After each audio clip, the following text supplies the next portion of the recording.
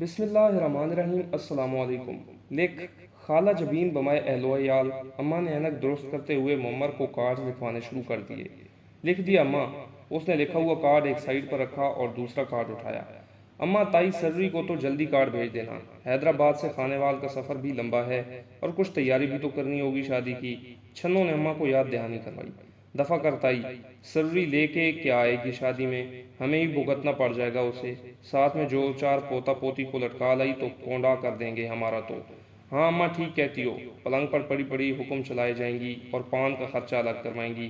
اے بیٹا جلدی سے بنارسی تمباکو کا سانچی پان بنوا کر لائیو، سر چکرا رہا ہے، طبیعت بڑی بوجھل ہو رہی ہے، گلوری میں منہ رکھوں تو کچھ طبیعت سدھرے۔ پورے 7 پان بنا کر چلی تھی گھر سے ٹرین میں، یوں ہی اپنا چاندی کا پاندان کھولا، پورے ڈبے میں پان کی دل فریب مہک سب کے نتنے میں آ گئی۔ کیا مرد کیا عورت، سبھی نے للچائی نظروں سے ایسے دیکھا کہ منہ میں رکھا پان چبانا مشکل ہو گیا۔ میں نے بھی سارے پان ندیدوں میں بانٹ دیے۔ نظر میں آئے پان کھا کر مجھے اپنی تھوڑی طبیعت خراب کرنی تھی۔ امار نے ہو بہو تائی سرری کی پوپلے منہ کے ساتھ نقل اتاری تو سب کی بھونڈی ہنسی سے فضا گونج گئی۔ حالانکہ تمہاری تائی تو وہ بخیل ہستی ہے جو کسی کو اپنا بخار بھی نہ دے۔ 60 پان تو اس نے اپنی زندگی میں نہ کھائے ہوں گے، ایک پان کو چٹکی چٹکی کھاتے ہفتہ نکال دیتی ہے۔ اماں نے تائی سرری کے مزید گن گنوائے تو سب نے ان کی تائید میں اپنی موٹی گردنیں پورے زور سے ہلائیں۔ چل اب ماموں شرف کا کارڈ بھی لکھ دے، سگا نہیں ہے تو کیا ہوا، سگوں سے بڑھ کر چاہتا ہے تمہیں، بہن سمجھ کر ہمیشہ ہر موقع پر کھڑا رہا ہے تو اس موقع پر کیسے بھول جاؤں میں اس کو۔ ماموں ذات کی محبت امڑ کر آئی۔ اماں رشتہ داروں کے کارڈ تو مکمل ہو گئے، اب ذرا محلے والوں کی طرف آ جاؤ۔ ہاں بھائی محلے والوں کا تو پہلا حق ہے، ان کو بھلا میں کیسے چھوڑ سکتی ہوں۔ انگلیوں پر محلے داروں کو گننے لگیں کہ کس کس کو بلانا ہے۔ ابھی تک کارڈ لکھنے کا سلسلہ ختم نہیں ہوا، یہاں پیٹ میں چوہے دوڑ دوڑ کر بے دم کر رہے ہیں۔ خدا کے لیے اٹھ کر کچھ شکم سیری کا سامان بھی کر لو۔ کاشی اماں کے پاس آ کر دھم سے گرا تو وہ اسپرنگ والے صوفے کی وجہ سے اچھل پڑیں اور اسے خوشمگیں نگاہوں سے گھورتے ہوئے بولیں، ایک دن پیٹ پوجا نہ کی تو کیا ہوگا، پھر بھی اتنی ہی بھوک ستا رہی ہے تو جا اور 2 کریم رول پکڑ لا اور دودھ کے ساتھ کھا لے۔ انہوں نے اسے اپنے پاس سے اٹھا کر باہر کی طرف دھکیلا اور پھر کارڈ کی طرف متوجہ ہوئیں۔ اماں ذرا جلدی بولو، ایمان سے میری تو کمر بھی تختہ ہو گئی، لکھتے لکھتے انگلیاں بھی دکھنے لگیں۔ اتنی دیر تو میں کبھی امتحانی کمرے میں نہیں بیٹھا جتنی دیر سے میں اس حبس زدہ کمرے میں بیٹھا کارڈ لکھ رہا ہوں۔ ممبر کارڈز پکڑتے پکڑتے اماں کی گود میں لیٹ گیا۔ لو تم تو لکھتے لکھتے تھک گئے اور ہم تمہیں دیکھ دیکھ کر ہی اکڑ گئے ہیں۔ چھنوں پر جھنجھلاہٹ سوار تھی کیونکہ اس کے پسندیدہ ڈرامے کا ٹائم ہو چکا تھا، مگر ماں کا حکم تھا کہ یہاں سے کوئی نہیں ہلے گا جب تک کارڈ مکمل نہ لکھ دیے جائیں۔ کیا پتہ دماغ میں کوئی ضروری نام لکھنے سے رہ جائے تو ان میں سے کوئی یاد تو کروا دے گا۔ اسے زیادہ چلانے کی ضرورت نہیں، ڈرامے کی آگ لگ رہی ہے تو جاؤ دفع ہو، جا کے دیکھ اپنے پر کٹی سفید پاؤڈر میں لتھڑی چٹی کبوتریوں کو۔ یہ امار ہے نا میرا بچہ دماغ کا تیز، اس سے پوچھ لوں گی اگر کوئی نام ذہن سے نکل بھی گیا تو۔ امار اپنی تعریف سن کر مزید پھیل کر بیٹھ گیا اور چھنوں کلانچیں بھرتی ہوئی ساتھ والے کمرے میں دوڑ گئی۔ اماں پھر سے معمر کو نام لکھوانے لگیں۔ اکرام کباڑیے کا نام بمائے فیملی لکھ دے، ہے تو بیچارہ کباڑیا پر دل کا بڑا سخی ہے، جتنا اس کے گھر والے کھا کے جائیں گے اس سے 4 گنا زیادہ دے کر جائیں گے۔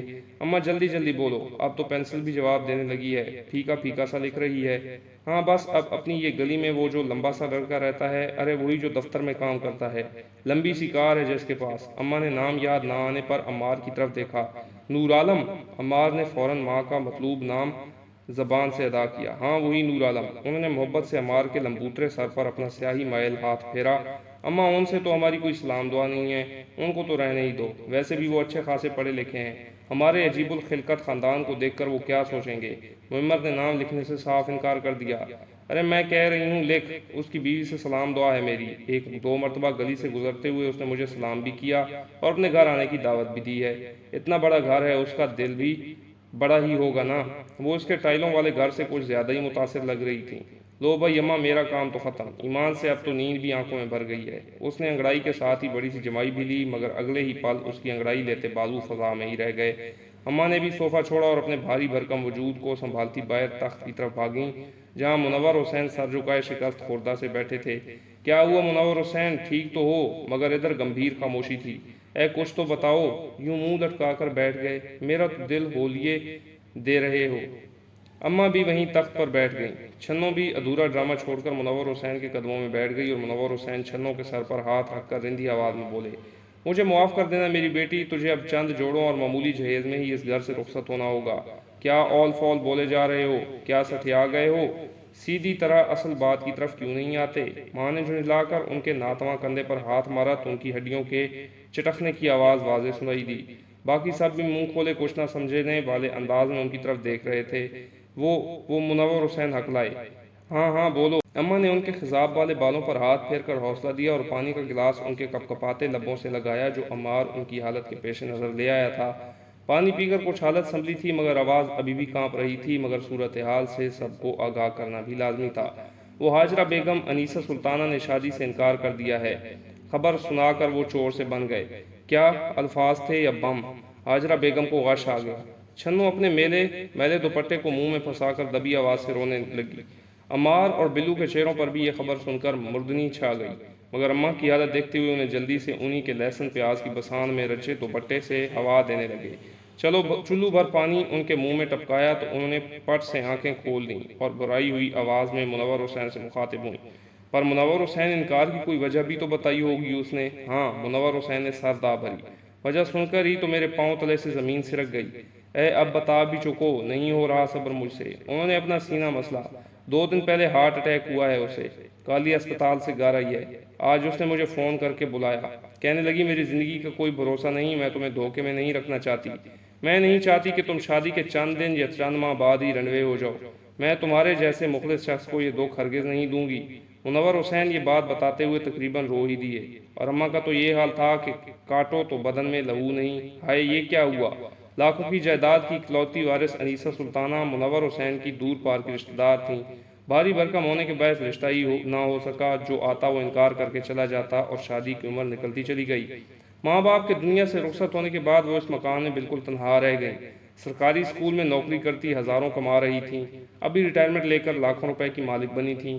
سنا تھا جوانی میں منور حسین پر بڑی آس لگائے بیٹھی تھیں، اور اسی آس کا فائدہ اٹھاتے ہوئے ہاجرہ بیگم نے اپنے شوہر منور حسین کا رشتہ انیسہ سلطانہ کے سامنے رکھا تو وہ بھی کچھ پس و پیش کے بعد مان گئیں کہ تنہا رہتے رہتے وہ بھی اب اوب گئی تھیں۔ اب اپنی زندگی کے باقی ماندہ ایام وہ بھرے پڑے گھر میں گزارنا چاہتی تھیں۔ ہاجرہ بیگم نے ان کو شیشے میں ایسا اتارا کہ وہ منور حسین کی سادگی اور پرخلوص رویہ دیکھ کر آنے والے دنوں کے تصور سے ہی کھلی کھلی رہنے لگیں، مگر قدرت کو کچھ اور ہی منظور تھا۔ ہاجرہ بیگم کا یہ خواب کہ 2 کمروں کے گھر سے انیسہ کے بڑے سے پختہ و خوبصورت مکان میں شفٹ ہو جائیں گے، بیٹی خوب جہیز لے کر رخصت ہوگی اور انیسہ کی ساری کمائی میرے بیٹوں کے کام آئے گی، ان کے تو دن ہی پھر جائیں گے، بڑی دور کی سوچی تھی انہوں نے تو اپنے شوہر میں بٹوارا بھی اسی بنیاد پر برداشت کرنے کی ٹھان لی تھی۔ یہ کڑوی گولی نگلنے کا فیصلہ اپنے بچوں کے خواب پورے کرنے کے لیے کیا تھا، مگر سارے خواب چکنا چور ہو گئے۔